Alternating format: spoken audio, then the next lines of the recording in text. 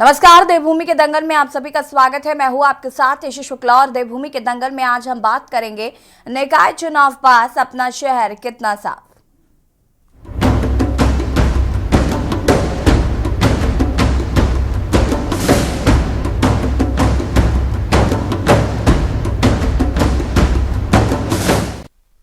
उत्तराखंड में निकाय चुनाव पर मची रार के बीच स्वच्छ सर्वेक्षण पुरस्कार 2023 की घोषणा कर दी गई है, जिसमें मध्य प्रदेश का इंदौर लगातार 7वीं बार देश का सबसे स्वच्छ शहर बना रहा, जबकि राज्यों की श्रेणी में महाराष्ट्र पहले स्थान पर है।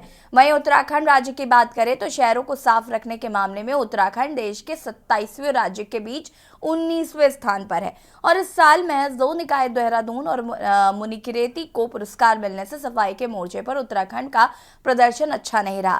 बता दें कि राष्ट्रपति द्रौपदी मुर्मू ने स्वच्छ सर्वेक्षण पुरस्कार 2023 प्रदान किए। वार्षिक स्वच्छता सर्वेक्षण में इंदौर व सूरत को देश का सबसे स्वच्छ शहर के रूप में चुना गया है। नवी मुंबई तीसरे स्थान पर रहा। शानदार प्रदर्शन वाले राज्यों की श्रेणी में महाराष्ट्र ने पहला स्थान हासिल किया, जिसके बाद एमपी व छत्तीसगढ़ रहे। वहीं 1 लाख से कम आबादी वाले सभी शहरों की श्रेणी में महाराष्ट्र के सासवट को सबसे स्वच्छ शहर का पुरस्कार मिला है। देहरादून नगर निगम को 1 लाख से अधिक आबादी और मुनिकीरेती नगर पालिका को 1 लाख से कम आबादी वाले शहरों की श्रेणी में राज्य के सबसे स्वच्छ शहर के तौर पर पुरस्कार मिला है। देहरादून की बात करें तो दून स्वच्छता सर्वेक्षण में इस बार एक कदम ही आगे बढ़ा। देश भर के 446 शहरों में किए गए इस सर्वेक्षण में देहरादून को 68वीं रैंक मिली है, जबकि पिछले साल देहरादून 69वीं रैंक में था। अभी इस स्वच्छ सर्वेक्षण के सामने आने के बाद राज्य में सियासत शुरू हो गई। विपक्ष ने स्वच्छ सर्वेक्षण में उत्तराखंड के प्रदर्शन को बेहद निराशाजनक बताया, जबकि सत्ता पक्ष का कहना है कि राज्य ने बेहतर प्रदर्शन किया। देहरादून ने एक कदम आगे बढ़ते हुए 68वीं रैंक हासिल कर ली। सवाल यह है कि क्या करोड़ों खर्च के बावजूद एक ही कदम आगे बढ़ने को राज्य की उपलब्धि माना जाए? आज इसी मुद्दे पर चर्चा करेंगे। इससे पहले रिपोर्ट।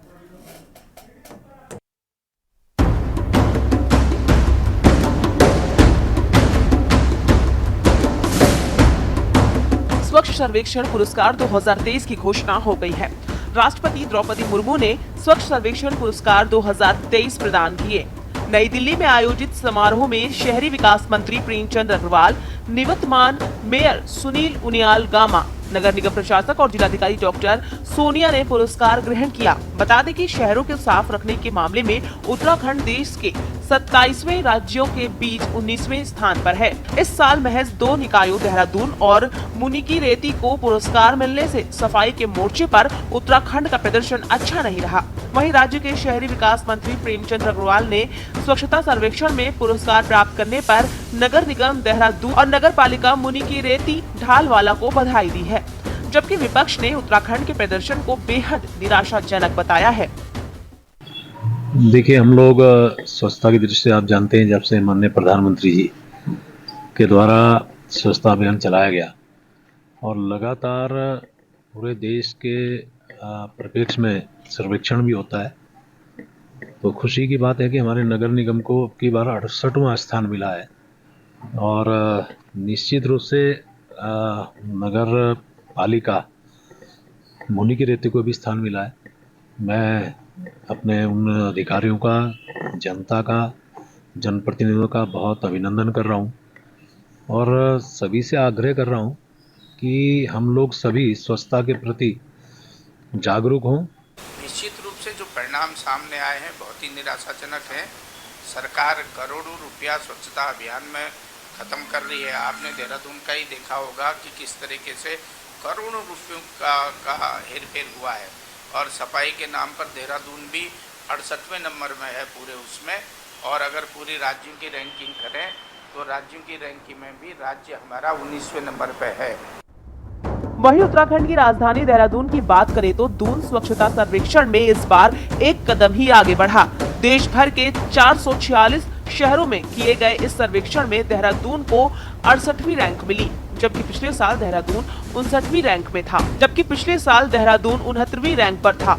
सूत्रों के मुताबिक दून नगर निगम की उम्मीदों को सबसे बड़ा झटका गार्बेज फ्री सिटी से कम अंक मिलने से लगा, जबकि शहर को टॉप 50 में लाने का सरकार का लक्ष्य था और इससे लेकर दून नगर निगम के ओर से पद यात्रा निकाली गई। जागरूकता को लेकर भी कदम उठाए गए, मगर सफाई व्यवस्था के मूल काम जमीन पर नहीं दिखे। घरों से कूड़ा उठाने की व्यवस्था भी पूरी तरह लागू न हो सकी।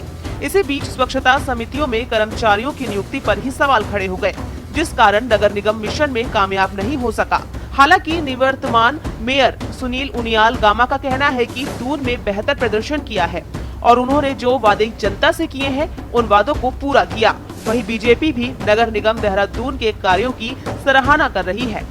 हम देहरादून को जो है स्वच्छ दून सुंदर दून बनाएंगे और देहरादून जो है अपना भारतवर्ष के सर्वश्रेष्ठ नगर निगमों में जैसे देहरादून की पहचान बनाएंगे। हमने लगातार जो है उसके लिए स्वच्छता अभियान चलाए। हमने सिंगल यूज प्लास्टिक के लिए एक 50 किलोमीटर की मानव श्रृंखला बनाई, जिसमें 1,28,000 लोगों ने जो है संकल्प लिया कि हम देहरादून में जो है प्लास्टिक मुक्त करेंगे, देहरादून को साफ सुथरा रखेंगे।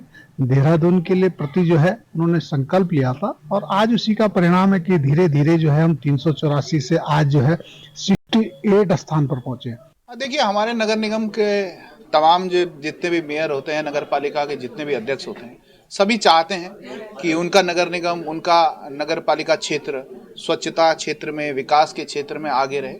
और ये बहुत खुशखबरी की बात भी, बहुत राहत की बात भी है कि देहरादून पिछले वर्ष जिस पायदान में था उससे आगे देहरादून और बढ़ा है और देहरादून को इस बार स्वच्छता अभियान में बेहतर नंबर मिले हैं, बेहतर अंक मिले हैं। आने वाले समय में अभी तो नगर निगम के चुनाव होने हैं। नगर निगम चुनाव के बाद जो भी हमारे मेयर होंगे, हम और बेहतर करने का काम इसको करेंगे। कुल मिलाकर उत्तराखंड में निकाय चुनाव पर मची रार के बीच स्वच्छता सर्वेक्षण पुरस्कार 2023 की घोषणा के बाद विपक्ष को हमला करने का एक और मुद्दा मिल गया है और विपक्ष ने उत्तराखंड के प्रदर्शन को बेहद निराशाजनक बताया है, जबकि सत्ता पक्ष इस प्रदर्शन को उपलब्धि बता रहा है। निश्चित ही देहरादून ने इस सर्वेक्षण में एक कदम तो आगे बढ़ाया है, लेकिन टॉप 50 में आने का सपना साकार नहीं हो पाना भी एक विफलता है। देखना होगा आगे स्वच्छता सर्वेक्षण में उत्तराखंड कितना सुधार कर पाता है। उत्तराखंड डेस्क रिपोर्ट के न्यूज इंडिया। जी हाँ, तो उत्तराखंड को स्वच्छ रखने के दावे तो बहुत किए गए, लेकिन जो रिपोर्ट आ रही है वो कहीं ना कहीं चौंका देने वाली है और इस पर हम आज चर्चा भी करेंगे। लेकिन उससे पहले आपको ले चलते हैं नवी मुंबई, जहां पर अटल सेतु का उद्घाटन किया प्रधानमंत्री नरेंद्र मोदी ने। आपको बता दें कि समुद्र के ऊपर बनने वाला सबसे बड़ा पुल है ये, जिसका उद्घाटन प्रधानमंत्री नरेंद्र मोदी ने किया। तस्वीरें आपको दिखा रहे हैं। ध्यान में रखते हुए इसे डिजाइन किया गया है। मुख्यमंत्री एकनाथ शिंदे आपको तस्वीरों में नजर आ रहे हैं प्रधानमंत्री के साथ, और उप मुख्यमंत्री देवेंद्र फडणवीस।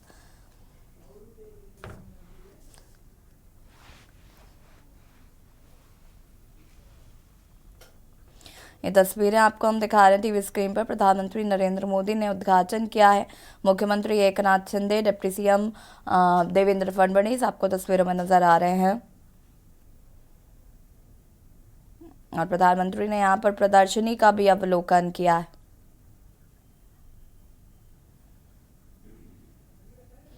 अटल सेतु का उद्घाटन प्रधानमंत्री ने किया।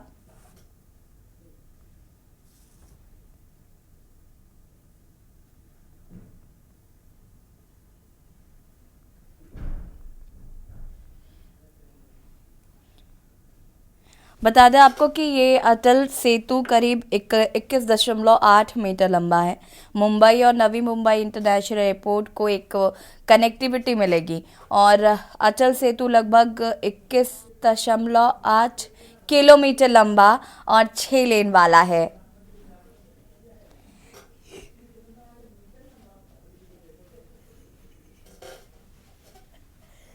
और आपको बता दें कि ये 16.5 किलोमीटर लंबा है।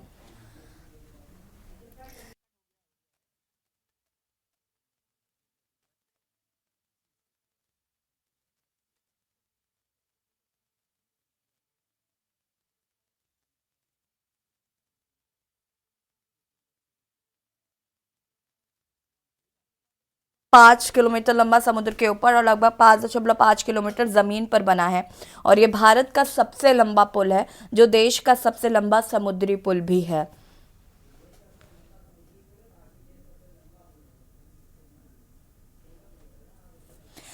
पीएम नरेंद्र मोदी ने अपने महाराष्ट्र दौरे में अटल सेतु का उद्घाटन किया है और आपको बता दें कि लगभग 17,840 करोड़ रुपए की लागत से इस पुल का निर्माण कराया गया है। ये देश का सबसे लंबा पुल है और देश का सबसे लंबा समुद्री पुल भी है।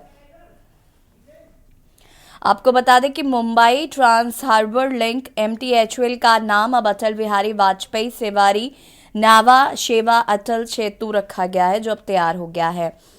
इस पुल का शिलान्यास दिसंबर 2016 में प्रधानमंत्री ने किया था। इसके अलावा PM प्रदेश में करीब 30,500 करोड़ रुपए से अधिक की विकास परियोजनाओं की शुरुआत भी कर रहे हैं।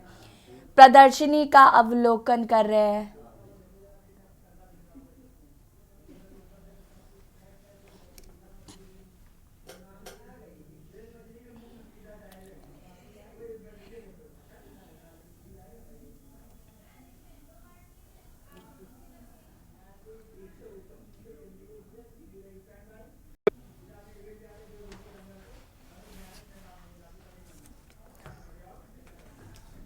और देवभूमि के दंगल में आज हम बात कर रहे हैं कि जहां एक और नगर निकाय चुनाव में अभी देरी है, प्रशासक बैठाए गए हैं और इसी बीच जो स्वच्छता सर्वेक्षण 2023 के एक पुरस्कार वितरित किए गए हैं और उत्तराखंड को भी इसमें 2 पुरस्कार मिले हैं।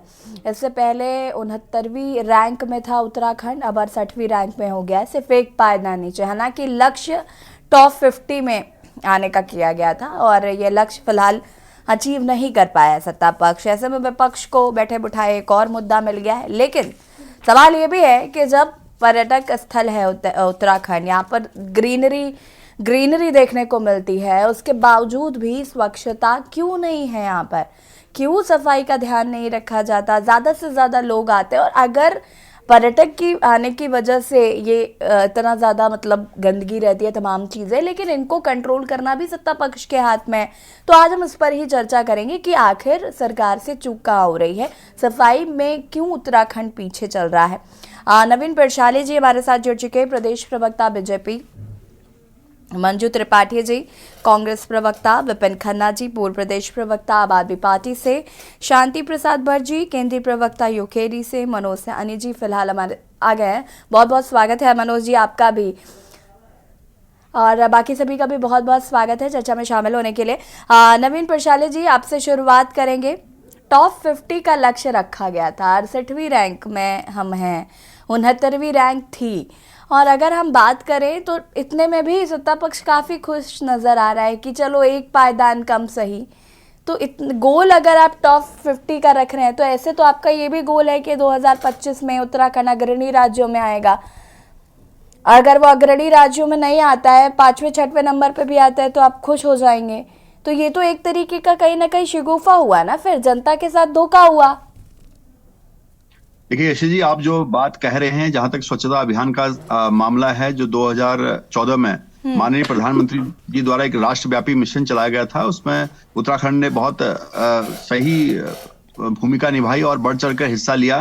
और आप देख सकते हैं कि जिस शहर की आप बात कर रहे हैं 384 रैंक होता था, वहां से 68वीं रैंक का जो सफर है, कदम दर कदम आगे इसमें हम बढ़े हैं। और राज्य में भी आप पिछले अगर 20 में थे तो इस बार 19 में आए हैं, तो जो कदम दर कदम हम आगे बढ़ रहे हैं, इससे कहीं ना कहीं ये जरूर है कि यहाँ पर स्वच्छता अभियान को बहुत गंभीरता से लिया गया है।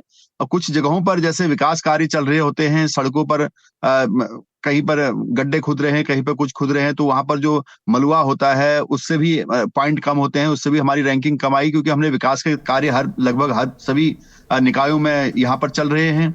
तो इसमें ऐसा नहीं है कि सरकार की परफॉर्मेंस बहुत बेहतर आई है, उत्तरोत्तर वृद्धि होनी चाहिए, कहीं हम कम नहीं आए, चाहे वो स्टेट की रैंकिंग हो, चाहे वो शहर की रैंकिंग हो, हम सब में आगे बढ़ रहे हैं और आगे दिल बहलाने को गालिब ख्याल अच्छा है। नहीं, ये ख्याल नहीं, ये डेडिकेशन है सरकार का कि हम लगातार आगे आ रहे हैं। ये डेडिकेशन नजर ही नहीं आ रही है, ये डेडिकेशन हो ही नहीं सकती। आप 69वें स्थान से 68वें पर शिफ्ट कर रहे हैं और आप कह रहे हैं ये डेडिकेशन, इसका मतलब आपका डेडिकेशन भी क्लियर नहीं है। सफर शुरू कहां से हुआ था? सफर शुरू हुआ था 384 से, 68 में आ गए हैं। आप इसको कुछ नहीं मान रहे उपलब्धि। 384 कहां, 384 तो 10 साल कांग्रेस के भी है। हम तो टॉप 10 की बात कर रहे हैं। अब टॉप 10 की बात की जाएगी और देहरादून टॉप 10 में आएगा नेक्स्ट टाइम। हाँ तो ठीक है, फिर उसके बाद हम 65वें स्थान पर आ जाएंगे अगर ये डेडिकेशन रहा तो। नहीं कांग्रेस को बहुत हंसी आ रही है। बिल्कुल हाँ। देखिए कांग्रेस, यशी जी नहीं, कांग्रेस नहीं, हंस रही है। हम चाहते जो हैं कांग्रेस भाई, जो आपने कहा कांग्रेस 10वें स्वच्छता का नंबर पे नाम नहीं आएगी तो जानती, हंसते वो रहना कांग्रेस स्वच्छता चाहिए। अभियान पर हंस रही है। कभी अपने हालातों पर तो कभी दूसरों के हालातों तो पर। हमें खुशी होगी। जी अभी कांग्रेस की सरकार होती तो शायद आप हंस रहे होते, तो कोई ना कोई तो हंस रहा ही है। नहीं, कांग्रेस की सरकार को तो पता ही नहीं था कि स्वच्छता अभियान नाम की भी कोई चीज हो सकती है। इनको कहां पता था? जब मोदी जी ने कहा कि गांधी जी चाहते थे हमारा देश स्वच्छ हो, तब कांग्रेस को ध्यान आया। कांग्रेस तो वो पार्टी जो गांधी जी का उपयोग राजनीति के लिए करने वाली है, खाली हमने उनके विचारों का उपयोग किया, ये अंतर है। अच्छा जी, ठीक है। नवीन जी वापस आएंगे आपके पास। विपिन खन्ना जी, आप बड़ा मुस्कुरा रहे हैं। कोई गांधी का इस्तेमाल करता है तो कोई राम का भी इस्तेमाल करता है, ये भी मेरा मानना है कि हमारे भाई प्रसाद जी को पता होना चाहिए। और रही बात स्वच्छता अभियान की, और जो रैंक मिला है आज देहरादून को, तो देखिए मेरा मानना है कि हर चीज में राजनीति ठीक नहीं होती यशी जी, क्योंकि कुछ जिम्मेदारियां नागरिकों की भी होती हैं। ठीक है, सरकार कहीं ना कहीं प्रयास करती है और सरकार को करना भी चाहिए, क्योंकि सरकार कहीं ना कहीं कूड़ा निस्तारण में अब तक पीछे रही। अगर नगर पालिका या नगर निगम में सफाई कर्मचारियों की व्यवस्था है तो उसमें भी सरकार कहीं ना कहीं पीछे रही, क्योंकि नालियां हमारे यहाँ भरी हुई हैं। कूड़ा निस्तारण का कोई अभी तक कोई भी प्लान सरकार के पास, नगर निगम के पास नहीं रहा। हाँ, अपनी संपत्ति बढ़ाने में जरूर शायद गामा जी ने जोर दिया हो, लेकिन स्वच्छता के हिसाब से, जैसे जिस हिसाब से मोदी जी स्वच्छता अभियान को आगे बढ़ाने का निरंतर प्रयास कर रहे हैं या करते रहे हैं, जो सुनने में आता है, चाहे वो साफ ग्राउंड में भी झाड़ू लगा रहे हो, लेकिन कहीं ना कहीं मैसेज तो देने का काम वो करते ही हैं। लेकिन अगर हम उत्तराखंड सरकार या गामा जी की बात करें, नगर निगम के मेयर की बात करें, तो उन्होंने अपनी संपत्ति में तो इजाफा कर लिया है, लेकिन रैंक नहीं बढ़वा पाए हैं। ये थोड़ी सी समस्या है। और दूसरी बात यह है कि थोड़ा सा हमें खुद भी अपने नागरिकों को भी जागरूक करने का प्रयास करना चाहिए, क्योंकि कई जगह हमने देखा है कि नालियों में या नदियों में लोग अगर कूड़े की गाड़ी घर पर आ रही है तो उसमें कूड़ा डालने पर विश्वास नहीं करते, अपनी थैली में ले जाकर वो नालियों और नदियों में डालने का ज्यादा प्रयास करते हैं। थोड़ा सरकार को उस तरफ भी ध्यान देना चाहिए। नहीं और जिस विपिन जी, प्रकार लेकिन से इसके लिए मुझे लगता है जनता को भी इस ओर ध्यान देने की जरूरत है, कि जनता को भी ये बात समझनी होगी कि हमें स्वच्छता, क्योंकि ये स्वच्छता जो है ये सिर्फ सरकार की जिम्मेदारी नहीं हो सकती सरकार है, की जिम्मेदारी नहीं है, ये नागरिकों की भी जिम्मेदारी है। बिल्कुल बिल्कुल। ठीक है। मंजू त्रिपाठी जी, क्या कुछ कहना चाहते हैं? 69वें से 68वें पर आ गए हम लोग, तभी विपक्ष प्रॉब्लम क्रिएट कर रहा है।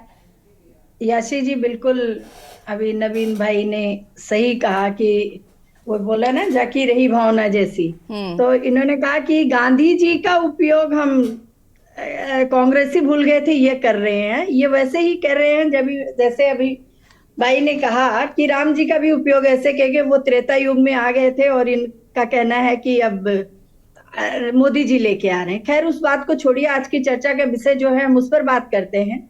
आपने देखा कि करोड़ों रुपए खर्च हुए इन्वेस्टर समिट में, सरकार का ध्यान उसी ओर था। मात्र 11-12 वार्ड साफ करवा के और एक पायदान अगर ऊपर आ गए तो इसको सफलता नहीं मानते। आप उस करोड़ों रुपए का देखिए जिस पर जनता टैक्स देती है, सब कुछ है, और इन्वेस्टर समिट में बात जो है, ये पायदान भी ऊपर, एक पायदान ऊपर जो चढ़े भी हैं वो मात्र मुनि की रेती और देहरादून से। देहरादून चूंकि अस्थायी राजधानी है तो यहाँ इन्होंने चमकाने का काम खूब किया, क्योंकि इन्वेस्टर समिट थी और पेंटिंग ये वो तो एक बरसात के बाद पता लगेगा जितनी।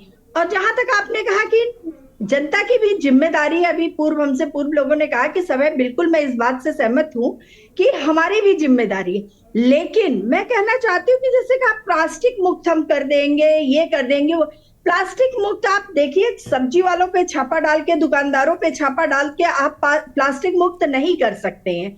आप जब तक प्लास्टिक की थैलियां बनाने वाली फैक्ट्रियों को नहीं बंद किया जाएगा तब तक इस छापे का कोई काम नहीं होगा। ये तो गरीबों को परेशान करने का के अलावा कुछ नहीं होगा।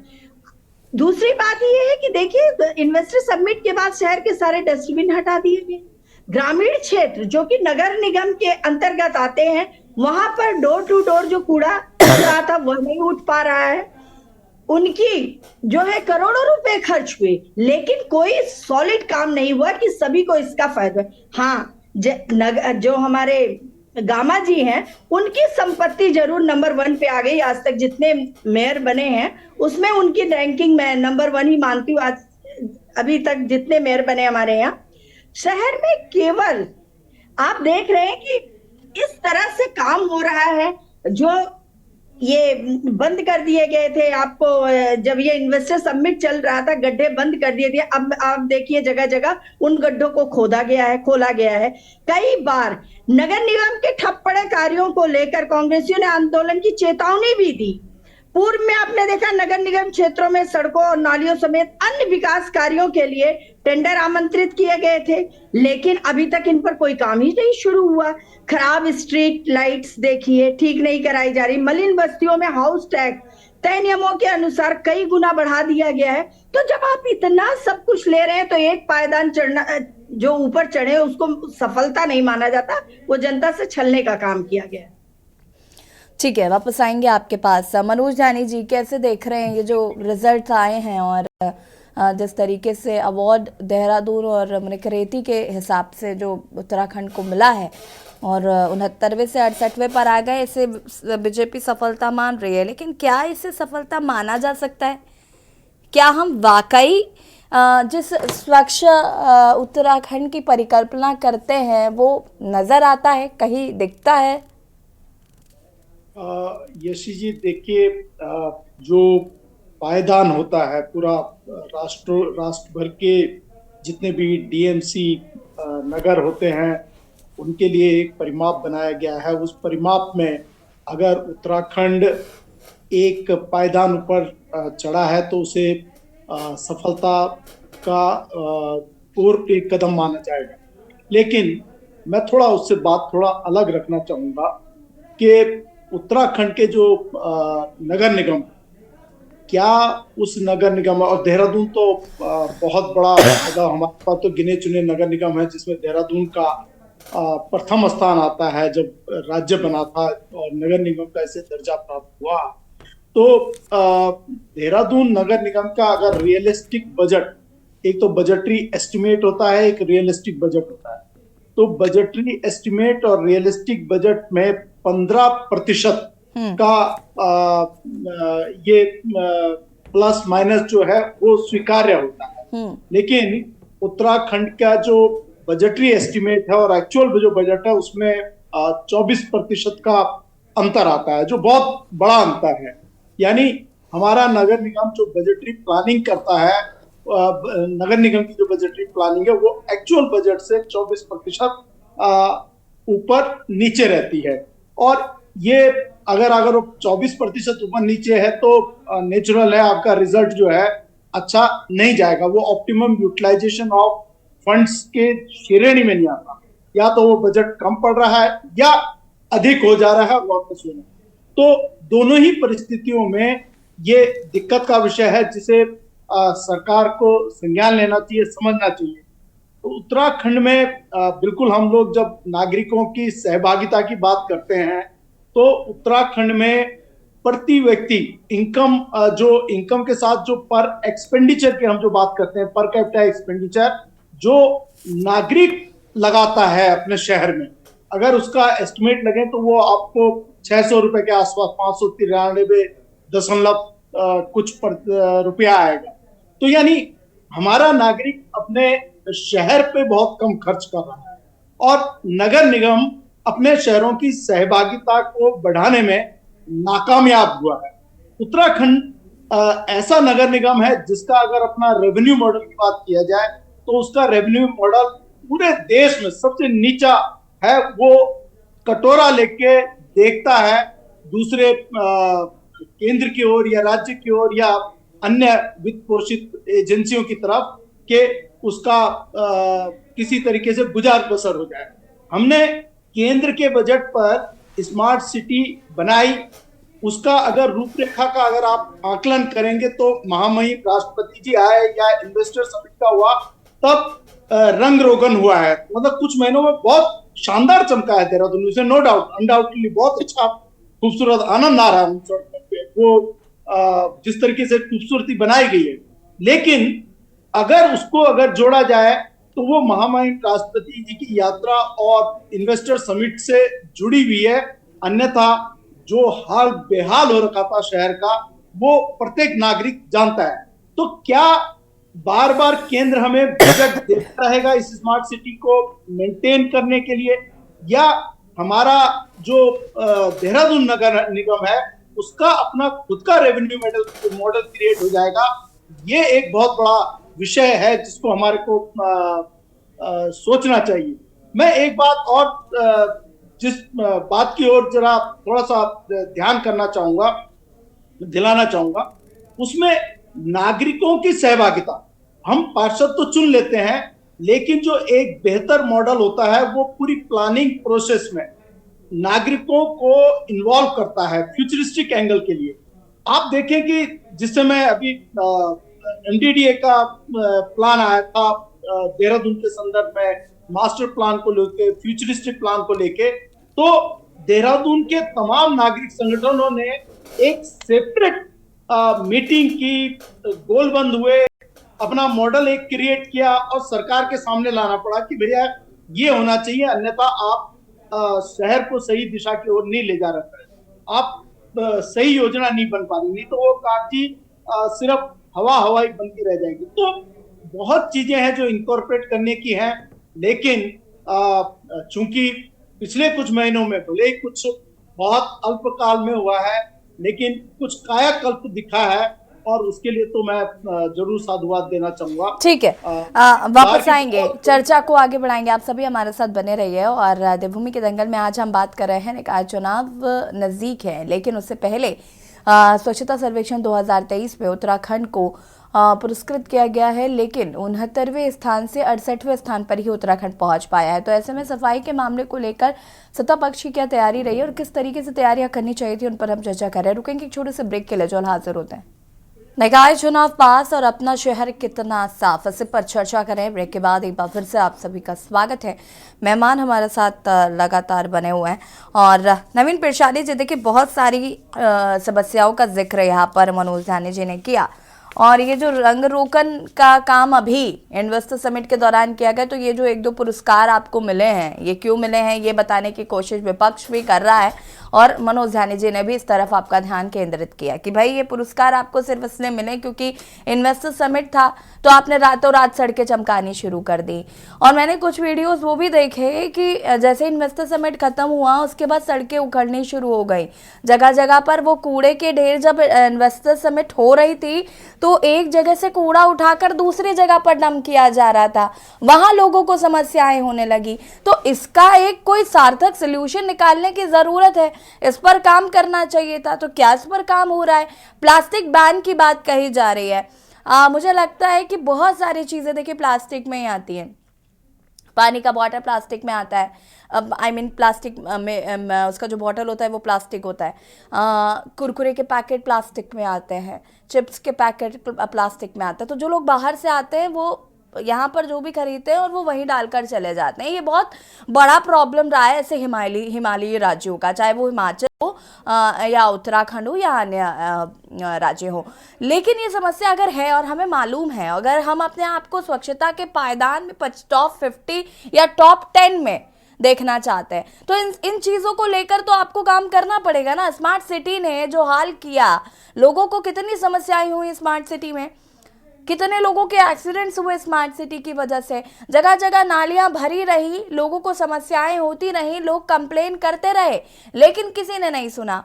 मतलब प्रधानमंत्री नरेंद्र मोदी जी यानी केंद्र की तरफ से जो पैसा स्मार्ट सिटी को मिला था, वो पैसा भी एक टाइम पे एक राशि रोक दी गई क्योंकि आप काम नहीं करवा पा रहे थे, पैसे की बर्बादी हो रही थी।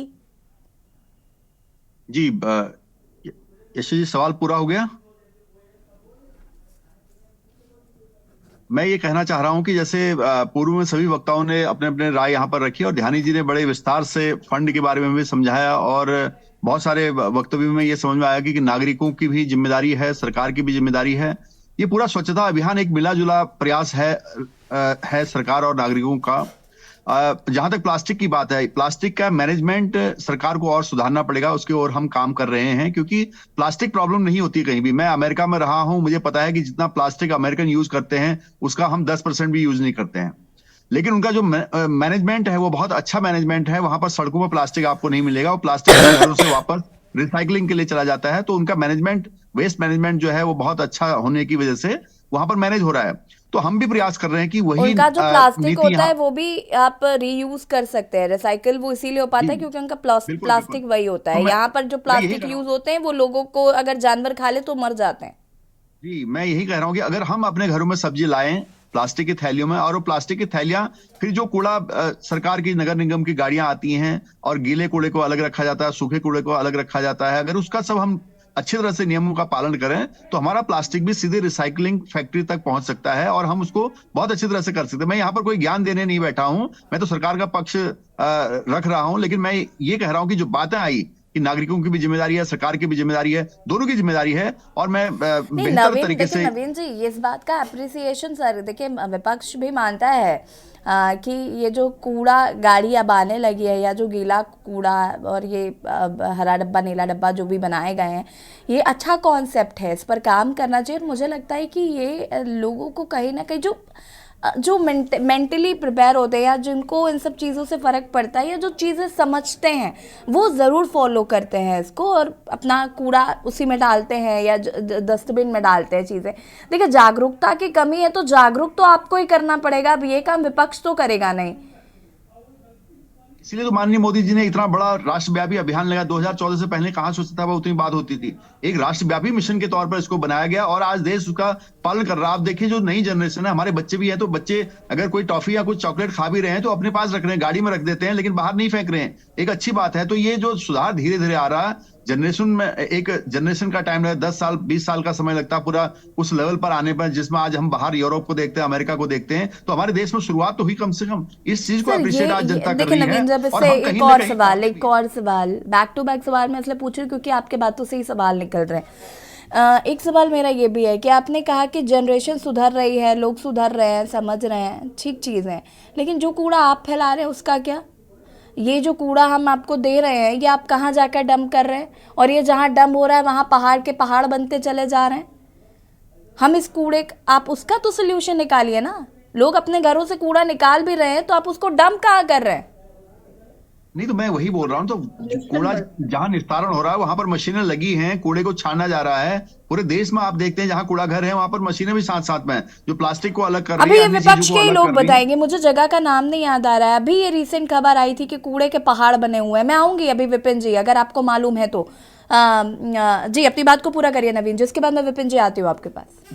मैं ये कहने की कोशिश कर रहा हूँ, कूड़े के साथ साथ कूड़े के निस्तारण के लिए भी व्यवस्थाएं की गई है। कहीं पर हो सकता है पूरे देश में इतनी बड़ी जगह है भारतवर्ष से और इतने पॉपुलेशन हमारे पास है, कहीं पर अगर कुछ मशीनें खराब चल रही है तो उनको ठीक करने का भी काम किया जा रहा है। कुछ गाड़ियां खराब होती है उनको भी ठीक किया जाता है, क्योंकि मशीनरी है, मशीनरी ठीक भी होगी, अच्छी भी होगी, नई भी लाई जाएगी। और ये लगातार प्रोसेस है, क्योंकि हमारी सरकार ने ही 2014 में शुरू किया है और अगर 10 साल के अंतराल में अगर हम इतने लेवल पर पहुंचे हैं तो मुझे लगता है कि अगले 4-5 सालों में हम बहुत बेहतर बन सकते हैं। और एक ये ठीक बात है कि और अवेयरनेस की जरूरत पड़ेगी, तो सरकार इसके लिए है। मोदी जी इसमें काम कर रहे हैं लगातार। स्वच्छता मिशन को हम आगे बढ़ाने के लिए सरकार हर पुरजोर कोशिश कर रही है और मुझे यकीन है अपनी सरकार पर कि हम इस मकसद में कामयाब होंगे। देश की जनता जो जिस हिसाब से रिस्पॉन्स दे रही है वो अतुलनीय है, अभूतपूर्व है। और इसको देखते हुए सरकार और जनता का जब एक सिंक हो रहे हैं दोनों, तो उसमें मुझे लगता है कि 4-5 साल में हम उस जगह को अचीव कर लेंगे जहां पर हम जाना चाहते हैं। ठीक है, सवाल छोड़कर जा रही हूँ, उसके बाद वापस आऊंगी। सवाल आपसे ये है कि सारा काम मोदी जी कर लेंगे, मुख्यमंत्री जी कर लेंगे, आपके नगर निगम के लोगों ने इन 5 सालों में क्या किया सर? इसका जवाब मैं आपसे लूंगी, लेकिन उससे पहले विपिन जी रुकिए नवीन जी, मैंने कहा मैं सवाल छोड़कर जा रही हूँ, जवाब आप सोच लीजिए। विपिन जी जी, सबसे पहले महत्वपूर्ण बात तो ये है कि अगर हम पूरे देश की बात करें तो यहाँ देश की बात नहीं हो रही है, देहरादून नगर निगम की बात हो रही है कि आपका रैंक क्या आया है, हम स्वच्छता सर्वेक्षण में कहां पर खड़े हैं, किस पायदान पर खड़े हैं। ठीक है, अभी मैंने खुद ये स्वीकार किया था कि नागरिकों की भी जिम्मेदारी होनी चाहिए, लेकिन सरकार की भी जिम्मेदारी उतनी ही बनती है, क्योंकि कूड़ा निस्तारण आपकी सरकार के जो अधिकारी हैं वही कह रहे हैं कि हम 100% कूड़ा कलेक्ट नहीं कर पा रहे हैं। आपने 60 से 100 नगर निकाय बना दिए हैं, वार्ड बना दिए हैं, लेकिन आप उनको वो व्यवस्थाएं नहीं दे पाए हैं। दूसरी चीज ये आती है कि अभी जो आपने सवाल किया कि कूड़ा निस्तारण, अगर हम घर से तो कूड़ा दे रहे हैं गाड़ी में, लेकिन वो गाड़ी कूड़ा लेके कहाँ जा रही है? पहले कलेक्शन सेंटर था सहजदारा रोड, वहां पर जब लोगों ने विरोध किया तो ये शीशमबाड़ा लेके चले गए। शीशमबाड़ा में भी ये लोग प्रॉपर तरीके से कूड़े का निस्तारण नहीं कर पा रहे हैं। पूरा क्षेत्र बीमारियों से परेशान है, खराब गैसों से दुखी है लोग, बदबू आती है पूरे क्षेत्र के अंदर। करीब 10-10, 15-15 किलोमीटर का क्षेत्र जो है परेशान है उस शीशमबाड़ा प्लांट से। और दूसरा क्षेत्र आता है यशी जी, कभी अगर आप अपनी टीम को भेजें प्रेम नगर के ठाकुरपुर क्षेत्र में, ठाकुरपुर क्षेत्र आता है प्रेम नगर के अधीन आता है वो क्षेत्र। वहां पर आप देखेंगे कि वहां पर कूड़े का पहाड़ बना हुआ है। और जब ये जो नवीन प्रचालित ने कहा कि वहां मशीनें लगी हुई हैं, जरा मुझे एक मशीन वहां पर दिखा दें कि जो मशीन वहां कूड़ा निस्तारण के लिए लगी हुई है या प्लास्टिक को अलग कर रही हो या गीले कूड़े को या सूखे कूड़े को अलग कर रही हो।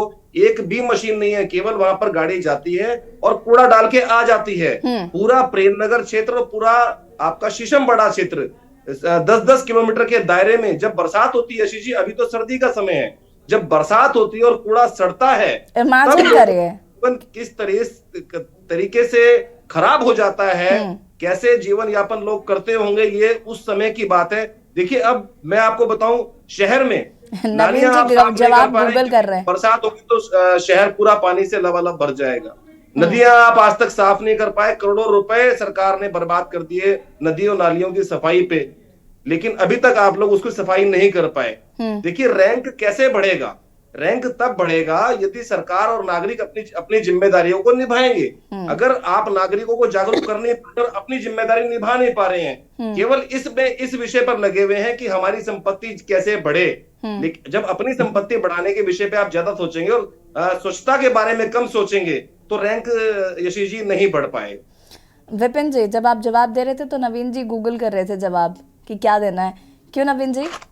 नहीं, मैं मेरे हाथ में ये एक छोटा पेपर है और पेन है, मैं नोट कर रहा था खन्ना जी क्या बोल रहे हैं। चलिए नवीन जी वापस आएंगे आपके पास। मंजू त्रिपाठी जी, देखिए जैसा कि भाई ने कहा है कि जो है जगह जगह मशीनें लगी हैं, तो वो तो आप उसका ज्वलंत उदाहरण अभी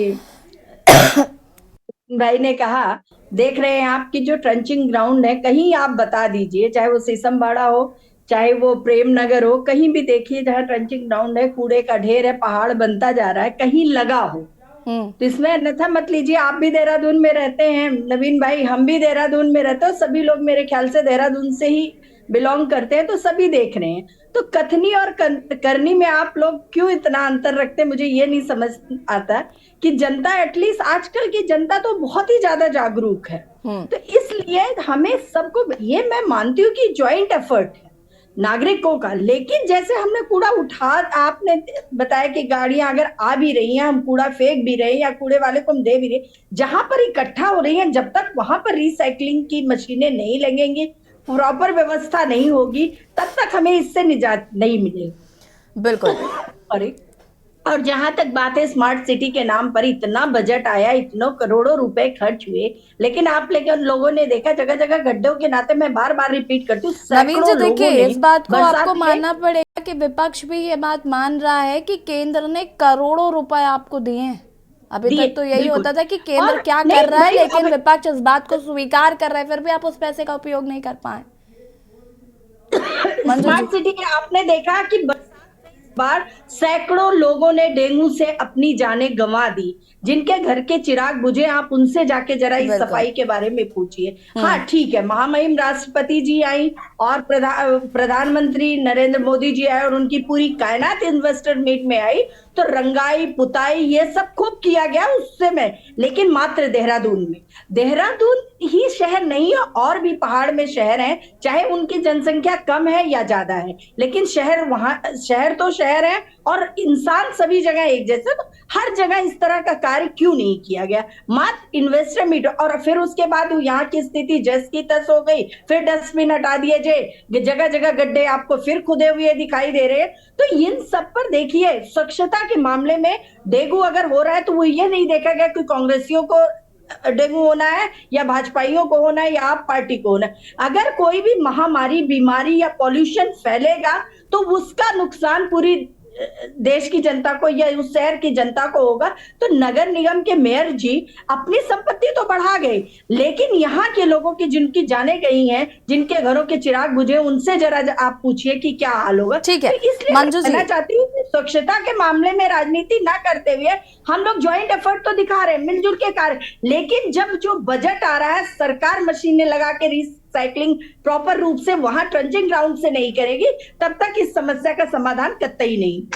ठीक है मनोज झाने जी, देखिए विपक्ष भी आज कहीं ना कहीं सुझाव देने के मूड में है और विपक्ष सिर्फ और सिर्फ छीटाकशी नहीं कर रहा है। मुझे ये बहुत अच्छा लगा देखकर कि सॉल्यूशंस भी हैं और कहीं ना कहीं उत्तराखंड को स्वच्छ रखना है, ये सबकी जिम्मेदारी है, सिर्फ कांग्रेस या बीजेपी या आम आदमी पार्टी की नहीं है। मुझे लगता है प्रत्येक हर व्यक्ति की है, लेकिन जो बेसिक प्रॉब्लम्स हैं उनका सल्यूशन ढूंढना ज़रूरी है। जैसे कि अभी ये चर्चा हुई कि भाई जो कूड़ा हम आपको दे रहे हैं वो कूड़ा आप कहाँ डंप कर रहे हैं, उसका रिसाइकिल कैसे हो रहा है, या वो कितना लोगों के लिए प्रॉब्लम क्रिएट कर रहा है। प्लस ये जो करोड़ों का बजट पास हुआ या करोड़ों रुपए खर्च किए गए, उसके बाद भी हम 68वें पायदान पर क्यों हैं और इनकी बेहतरी के लिए हमें क्या करना है। हम सिर्फ देहरादून की बात क्यों करें, हम उन पहाड़ी क्षेत्रों की भी तो जरा बात करें जहाँ की स्थिति और ज्यादा खराब है। यशी जी, एक बात मैं और कहना चाहूंगी कि हम लोगों को देखिए, सरकार मंजू जी फटाफट अपनी बात को पूरा बनाने चाहिए कि छोटे छोटे लोगों को जागरूक करने के लिए, जैसे बेस्ट आउट ऑफ बेस्ट, जैसे हम छिलके उतारते हैं सब्जियों के, इन सबको जो है हम कंपोस्ट बना सकते हैं अपने घरों में ही, इसको प्रिजर्व करके और कंपोस्ट वगैरह बना के। ये आइडिया बहुत अच्छा लगता है सुनने में भी और बताने में भी, लेकिन आज की जनरेशन इतनी व्यस्त हो गई है ना कि नहीं करते हैं लोग ये सब। मैंने बहुत सारे, ठीक है वापस आएंगे मनोज झाने जी और जवाब आपसे लेंगे और उत्तर प्रदेश के गोरखपुर आपको ले चलते हैं, जहाँ पर उत्तर प्रदेश के मुखिया योगी आदित्यनाथ क्या कुछ कह रहे सुन लेते हैं। करा रहा है तो कलाकारों के लिए यहां ऑडिटोरियम भी बना हुआ है, यानी एक साथ कई प्रकार के कार्यक्रम हो सकते हैं, सांस्कृतिक कार्यक्रम भी हो सकते हैं और सांस्कृतिक कार्यक्रम के साथ साथ खेलकूद की प्रतियोगिताओं का भी सफलतम आयोजन यहां पे आयोजित हो सकते हैं। ये जो कुछ भी आज हो पा रहा है, ये प्रधानमंत्री मोदी जी की प्रेरणा से संभव हो पाया है। उन्होंने खेलो इंडिया खेलों के माध्यम से जो कार्यक्रम प्रारंभ किया, आज वही कार्यक्रम देश के अंदर फिट इंडिया मूवमेंट के माध्यम से, सांसद खेलकूद प्रतियोगिता के माध्यम से, अन्य तमाम प्रकार की प्रतिस्पर्धाओं के माध्यम से आगे बढ़ते बढ़ते आज वह स्थिति में पहुंचा है कि हर गांव में भी एक नई प्रतिस्पर्धा हो रही है। स्वस्थ प्रतिस्पर्धा, खेलकूद की प्रतिस्पर्धा हमेशा स्वस्थ होती है और उसको आगे बढ़ाने के लिए आज हम स्वयं भी यहां पर आए हैं। आज मैं प्रातःकालीन सत्र में लखनऊ के एपीजे अब्दुल कलाम प्राविधिक विश्वविद्यालय में था। प्रदेश भर के विश्वविद्यालय के युवा उससे जुड़े हुए थे। हमने युवाओं के साथ संवाद भी मनाया और प्रदेश भर के युवक मंगल दल और महिला मंगल दल के खिलाड़ियों का सम्मान भी किया। आप सोचिए, 80,000 युवक मंगल दल और महिला मंगल दल को प्रदेश में अब तक स्पोर्ट्स किट उपलब्ध करवाए गए हैं। सरकार की मंशा है गांव में, हर गांव में स्कूल के साथ खेल का मैदान भी हो, ओपन जिम का निर्माण भी हो, हर गांव में ग्राम पंचायत भवन का निर्माण भी हो, हर गांव के पास हर पंचायत भवन में ऑप्टिकल फाइबर के साथ हम जोड़ करके गांव की सभी प्रकार की सुविधा का लाभ गांव के नौजवानों को गांव के अंदर ही उपलब्ध करवाने का कार्य करें। आज यह सफलतापूर्वक प्रदेश के अंदर हम आगे बढ़ रहे हैं। कोई कल्पना भी नहीं कर सकता था इससे पहले कि गोरखपुर में इतना अच्छा इंफ्रास्ट्रक्चर होगा। आज गोरखपुर में फर्टिलाइजर बंद कारखाना फिर से चल गया है। एम्स, गोरखपुर में एक अंतर्राष्ट्रीय स्वास्थ्य का केंद्र भी खुल गया है। गोरखपुर को जंगल कौड़िया कैंपियरगंज से जोड़ते हुए नेपाल से जोड़ने वाला मार्ग आज 4 लेन और 6 लेन का बन रहा है। और साथ ही साथ जहां जिस प्रकार की आवश्यकता थी, कहीं इंटर कॉलेज बन रहे हैं, कहीं ITI बन रहे हैं, कहीं पॉलिटेक्निक बन रहा है, कहीं औद्योगिक केंद्र बन रहे हैं, हर प्रकार की खेल जनता की और युवाओं की आवश्यकता के अनुरूप जहां गतिविधियों को आगे बढ़ाने का कार्य हो रहा है, वहीं साथ साथ शरीर को फिटनेस के लिए, शारीरिक स्वास्थ्य के लिए शारीरिक फिटनेस आवश्यक है और शारीरिक फिटनेस के माध्यम से जो व्यक्ति शारीरिक रूप से फिट होगा वो मानसिक रूप से भी फिट होगा। हमें केवल विद्यार्जन ही नहीं करना है, खेलकूद की गतिविधियों में भी भाग लेना है, सांस्कृतिक कार्यक्रमों में भाग लेना है।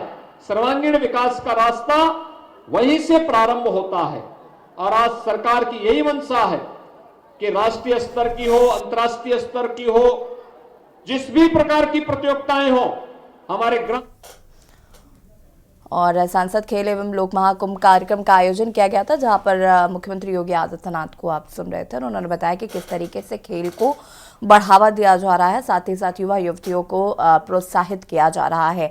और देवभूमि के दंगल में बात कर रहे हैं नगर निकाय चुनाव जहां एक नजदीक है, तो ऐसे में स्वच्छता सर्वेक्षण 2023 में देहरादून का जो प्रदर्शन रहा वो काफी निराशाजनक रहा। इसी पर चर्चा मनोज यानी जी अपनी बात को पूरा कर सकते हैं। जी यशी जी, देखिए किसी भी शहर का अगर स्वरूप की अगर उसकी कल्पना की जाएगी या राज्य की भी बड़ी, चाहे वो छोटी आर्थिक इकाई हो चाहे बड़ी आर्थिक इकाई हो, तो नगर निगम का जो क्षेत्र है उसमें ऐतिहासिक और जो सांस्कृतिक मूल्यों के जो धरोहर है उसका संरक्षण आता है।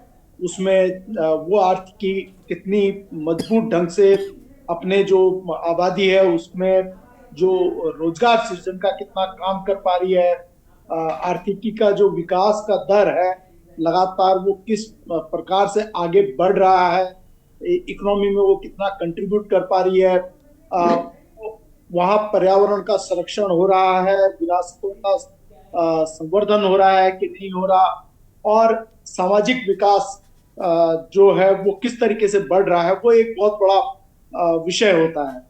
और अगर देहरादून की बात करेंगे तो हमें अगर हम पिछले दौर में जाएं तो बहुत बड़े स्तर पर हम पाएंगे कि कुछ ऐसे सांस्कृतिक धरोहर की चीजें थी जो समाज का धरोहर था। जैसे मैं मसलन बताऊं कि परेड ग्राउंड देहरादून बच्चों के खेलने के लिए एक खुला स्थान होता था। वहां पर लोग जाते थे, खेलते थे, रामलीला की कमेटियां जाती थी और वहां पर जिस समय ये रावण जी और मेघनाथ जी, कुंभकर्ण जी के जो पुतले दहन होते थे वो सारा का सारा कार्यक्रम होते थे। ऐसे अनेकों कार्यक्रम सृजित होते थे। और पिछली बार ये हाल हुआ कि जब वो गए तो उनके हाथ में बिल थमा दिया गया। उसके बाद 50,000 पता नहीं कितना का, कोई कह रहा था 8 लाख वगैरह, मैं नहीं जानता कितना है, लेकिन अखबारों में थी कि उनको बिल थमा गया था, वो चक्के रह गए थे। आज खेलने के लिए आम नागरिक के लिए, मैं उन खिलाड़ियों की बात नहीं कर रहा, वो बच्चों की जो खेल के मैदान में स्टेडियम में चले जाते हैं, मैं उनकी बात कर रहा हूँ जिनको नॉर्मल तरीके से एक आम बचपने के लिए अपने खेलने की जगह है, वो आपको देहरादून में नहीं मिलेगी। कॉमन एक बहुत बड़ा फैक्टर होता है आज के आधुनिक युग में कि एक कॉमन GSI सिस्टम होना चाहिए। वो कॉमन GSI सिस्टम नहीं है।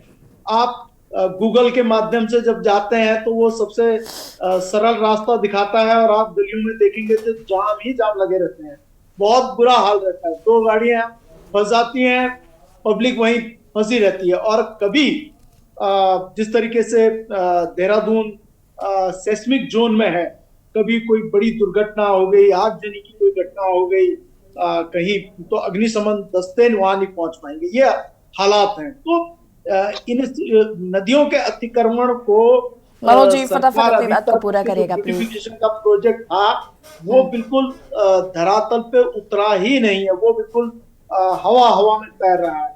ऋषि पर्णा एक योजना बनी थी जिसमें मुख्यमंत्री तमाम नौकरशाह थे, लाखों पेड़ लगाए गए, आप वहां जाएंगे कोई पेड़ नहीं है। और ऋषिपर्णा जो नदी थी उसे रिचार्ज करने का था, वो रिचार्ज नहीं हो पाई। तो बहुत सारे इश्यूज हैं। सावन के टाइम पे मुझे याद है कि पेड़ लाने के लिए कहा गया था कि जो भी आएंगे श्रद्धालु वो पेड़ लेकर आएंगे, एक एक पौधा लेकर आएंगे, उन पौधों को स्थापित किया जाएगा। उन पौधों की क्या स्थिति है अगर पूछा जाए तो सब काट दिए जा रहे हैं। मुझे तो पता ही नहीं कि वो पौधे कहाँ हैं, और मुझे लगता है सरकार को भी उसका आंकड़ा नहीं पता होगा। बड़े सारे लोग पौधे लेकर गए भी थे। नवीन प्रशाले जी, नगर निगम का सवाल था कि भाई मोदी जी हैं, धामी जी हैं, अच्छी बात है, लेकिन जो जिसका काम उसी को साजे। तो नगर निकाय के जो लोग हैं, आपके नगर निगम के लोग हैं, उन्होंने क्या किया 5 साल? सिर्फ अपनी कमाई बढ़ाई है या चाउमीन बेच कर पैसा कमाने में इतने व्यस्त रहे कि सड़कों पर नजर ही नहीं गए?